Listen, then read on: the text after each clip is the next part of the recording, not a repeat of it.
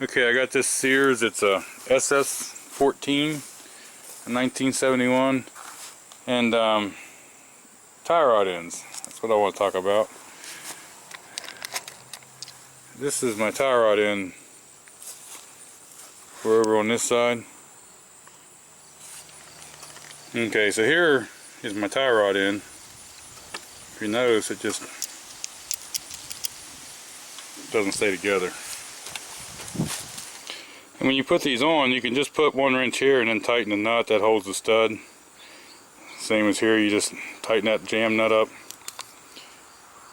Now we're going to have to put these on, center the steering wheel, and go from there about tightening these up.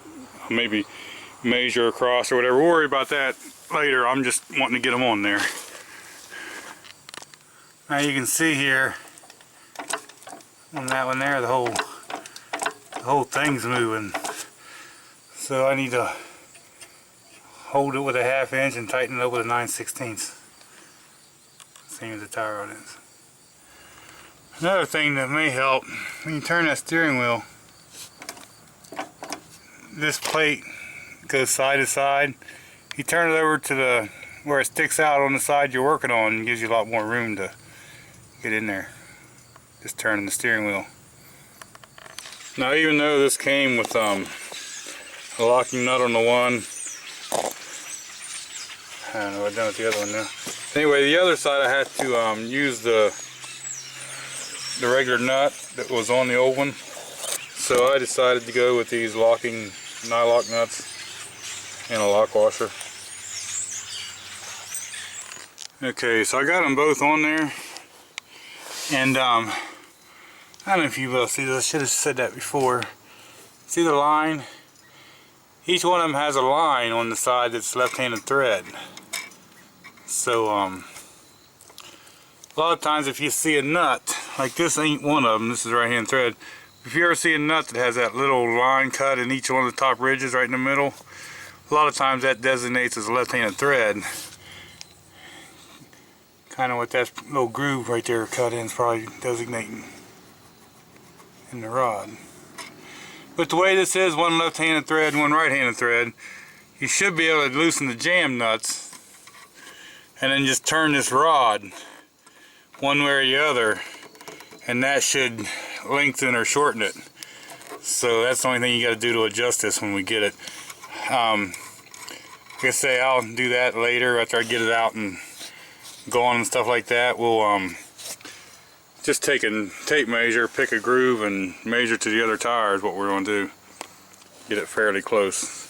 But I'll tell you what, it sure did take up most of the play out of the steering. I still got a little bit of stuff to work on, but that's acceptable for right now. But I just wanted to kind of show you, if you're in the need for tie rod ends for a Sears Suburban, and they're 3/8 fine thread. Like I say, there was the part numbers. This is the right-handed thread outer, and there's the numbers for the inner one, this left-handed thread. Now, where I got them on eBay, they just come in that bag, but they did give me a left-handed jam nut, which would be this nut right here that you tighten up to lock the tie rod in place. And it's a good thing, because I was cleaning this up with the wire wheel and the grinder and caught that nut with the wheel, and I don't know where it's at. It went flying. So I'm kind of glad they gave me a left-handed nut with it for that jam nut. But everything on eBay, all 4 tie rod ends come to about $24. So you know, it's not that bad to put the tie rod ends on. Now that drag link here, that might be a different story, but mine feels fairly tight, so I'm not going to mess with that anymore right now. So there you go. If you do need tie rod ends for your Sears Suburban, you can get tie rod ends that will work, and they're pretty much just like the originals.